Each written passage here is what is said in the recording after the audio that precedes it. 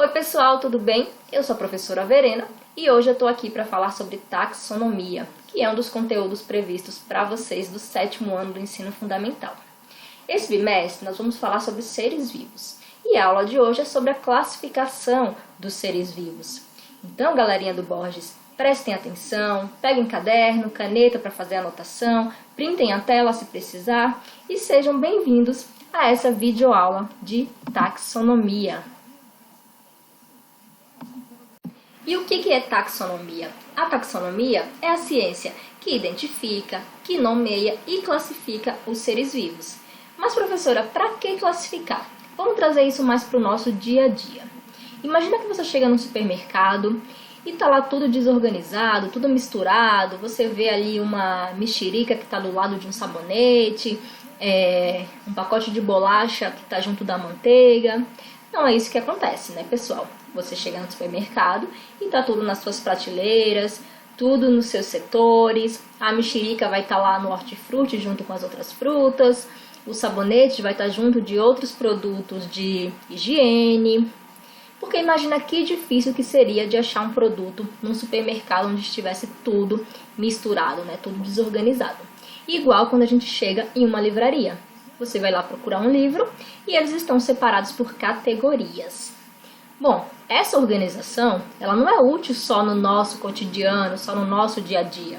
Os cientistas também sentiram essa necessidade de organizar o mundo vivo, de organizar a grande quantidade e diversidade de seres vivos. E isso facilitou o estudo. O precursor da taxonomia foi o Linneu. O Linneu, ele deu essa organizada aí no mundo vivo, ele propôs uma nomenclatura, propôs regras de nomenclatura para os seres vivos e ele criou categorias taxonômicas. Ele agrupou os seres vivos em categorias hierárquicas, como a gente vai ver aí nos próximos slides. Então aqui só para dar uma resumida para vocês, a taxonomia é a área que classifica, descreve e organiza os seres vivos. E, gente, é importante frisar que a taxonomia não se baseia em critérios evolutivos. Ou seja, embora essa classificação seja muito válida, muito importante, ela não agrupa as espécies de acordo com o parentesco evolutivo. Isso aqui é uma outra área chamada de filogenia, tá? E uma pessoa muito importante para a taxonomia, o precursor aí da taxonomia, foi o sueco Carl von Linné. Em português a gente chama de Linneu. O Linneu, ele propôs um sistema de classificação dos seres vivos. Novamente, vou falar para vocês. Ele criou categorias hierárquicas, categorias taxonômicas, também chamada de taxons, e ele propôs um sistema de nomenclatura também para os seres vivos. A categoria taxonômica básica de classificação dos seres vivos é a espécie. Uma espécie é formada por indivíduos que são capazes de cruzar entre si na natureza e originar descendentes férteis. Aqui tem um conceito biológico de espécie que diz o quê? Que espécie é um grupo de populações naturais, real ou potencialmente intercruzantes, ou seja, que tem essa capacidade de cruzar entre si na natureza e eles são reprodutivamente isolados de outros grupos de organismos. Isso significa que eles não podem cruzar e gerar descendentes férteis com organismos de outras espécies. E esse conceito, ele não vale, por exemplo, para fósseis, já que a gente não pode observar a reprodução nos fósseis, e nem para organismos que se reproduzem de maneira assexuada, ou seja, aquele tipo de reprodução em que não há troca de gametas, troca de material genético. Então, nesses casos, as espécies elas são identificadas por semelhanças na anatomia ou no DNA, no material genético lá dos indivíduos. Olhem só esse exemplo aqui, que é um exemplo clássico de quando a gente fala sobre espécie. A égua e o jumento, eles são até parecidos, no formato, na anatomia, fazem parte do mesmo gênero, mas eles pertencem a espécies diferentes. E o resultado desse cruzamento é a mula, se for fêmea, ou o burro, se for macho. Mula e burro são animais que são chamados híbridos. Vem aí dessa mistura, desse cruzamento entre a égua, que é de uma espécie, e o jumento, que é de outra espécie. E aí, o fruto de um cruzamento entre animais de espécies diferentes geralmente vai formar um animal que é estéril, que não é fértil. E por que isso acontece? Acontece por causa da diferença no número de cromossomos lá da égua e do jumento.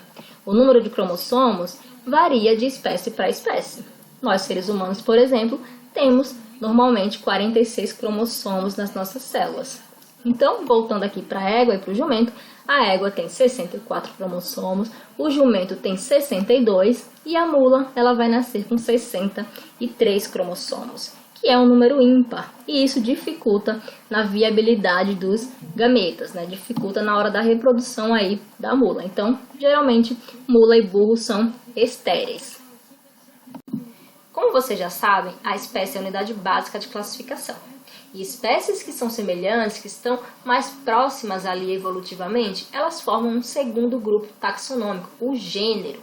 Os gêneros mais próximos, né, eles são agrupados em famílias. As famílias são agrupadas em ordens, ordens são agrupadas em classes, e classes, por sua vez, são reunidas em filos.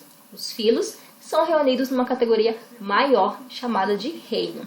E essas são as categorias taxonômicas. Então aqui a gente tem as categorias taxonômicas, também chamadas de táxons, criados aí por Linneu. Temos a espécie, que é a unidade básica da classificação. As espécies são agrupadas em gêneros, que são agrupados em famílias, em ordens, classes, filos e reinos. E além dessas categorias, pessoal, por causa da complexidade de alguns grupos, foi necessário também estabelecer grupos intermediários, como por exemplo, supergêneros, subgêneros, subfamílias e etc. Olhem só, eu trouxe aqui para vocês a classificação taxonômica do cachorro. O cachorro que faz parte da espécie Canis familiaris, E espécies que são semelhantes, que são próximas evolutivamente, elas são agrupadas em um mesmo gênero. Então aqui a gente tem, por exemplo, o cachorro, que é de uma espécie, e o lobo, que é de outra espécie, mas fazem parte do mesmo gênero, que nesse caso aqui é o gênero Canis. Esses animais são agrupados em uma mesma família, juntamente com a raposa, por exemplo, a família dos canídeos, a ordem dos carnívoros. Então a gente tem aí também o urso, né? Todos os carnívoros vão entrar aqui nessa ordem, que são agrupados na classe dos mamíferos. Temos aqui também, por exemplo, o ser humano, né? Nós seres humanos somos mamíferos, estamos aqui nessa classe. O subfilo dos vertebrados, filo dos cordados e o reino animal. Então todos os animais vão entrar aqui nesse reino. Notem que cada categoria que passa vai abrangendo mais seres vivos, vai se tornando menos específico, né? O grau de parentesco evolutivo entre os organismos de cada grupo vai diminuindo à medida que sobe aqui de categoria. Agora eu vou mostrar para vocês algumas regrinhas de nomenclatura dos seres vivos. A nomenclatura criada por Linneu, que é utilizada até os dias de hoje. Essa nomenclatura é chamada de nomenclatura binomial. Por quê? Porque o nome da espécie é formado por duas palavras, dois nomes, né? Então, binomial. O primeiro nome indica o gênero e o segundo nome representa o epíteto específico. Outra coisa, o primeiro nome deve ser sempre escrito com inicial maiúscula e o segundo deve ser escrito com inicial minúscula. O nome da espécie também tem que estar sempre em destaque no texto. Se for um texto impresso, o nome tem que estar em itálico e se for um texto escrito à mão, tem que estar sublinhado. Essas são as principais regrinhas da nomenclatura de Linneu, que é a nomenclatura binomial. Então, o nome da espécie deve estar sempre em destaque no texto, em itálico se for um texto impresso ou sublinhado se for um texto manuscrito. E o nome da espécie é escrito em latim. Por que em latim? Porque essas línguas modernas, né, o português, o inglês, o espanhol, são línguas que podem se modificar, podem sofrer transformações. E o latim não se modifica mais. É uma língua chamada língua morta. Então, sempre vai estar em latim. A primeira palavra representa o gênero e deve ser escrita com inicial maiúscula, e a segunda palavra representa o epíteto específico e deve sempre ser escrita com inicial minúscula. Vamos ver alguns exemplos aqui. Eu coloquei aqui como exemplo o Homo sapiens, que é o nome científico da espécie humana. Então, dois nomes. O primeiro nome representa o gênero, que no caso aqui é o gênero Homo, e o segundo nome é o epíteto específico, o sapiens. Não confundam, tá? Tem gente que acha que Homo representa o gênero e sapiens representa a espécie. Não, o sapiens é o epíteto específico. O nome da espécie é Homo sapiens. Então, não sei se dá para vocês notarem, mas está em itálico aqui, todos eles. O primeiro nome está escrito com inicial maiúscula, o segundo nome com inicial minúscula. Então, tá seguindo aqui as regrinhas de nomenclatura de Linneu. Aqui eu coloquei também Ascaris lumbricoides, que é a lombriga, Escherichia coli, que é uma bactéria, Ecuscabalus, que é o nome científico do cavalo, e Passiflora edulis, que é o maracujá. E por último, galera, eu queria falar para vocês sobre os reinos e os domínios. O cientista Robert Whittaker classificou os seres vivos em 5 reinos, isso baseando-se na organização celular e no tipo de nutrição dos seres vivos. Então ele criou esses 5 reinos, que foram Monera, Protista, Fungi, Animalia e Plantae. Eu vou falar um pouquinho para vocês sobre cada um desses 5 reinos e depois vou falar sobre uma classificação mais moderna, que é a classificação em domínios. Bom, eu vou falar bem rapidamente sobre esses reinos, porque depois a gente vai falar sobre as bactérias, sobre os fungos, sobre os protozoários. Então vamos lá. De acordo com o Whittaker, eram 5 reinos. O reino Monera agrupava seres procariontes. Vocês lembram o que é isso? Lá da aula sobre células. Seres procariontes são aqueles que não têm a carioteca, né?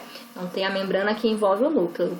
Então, seres procariontes, autótrofos, que são aqueles que conseguem produzir o seu alimento, ou heterótrofos, que são os que não conseguem produzir o seu alimento.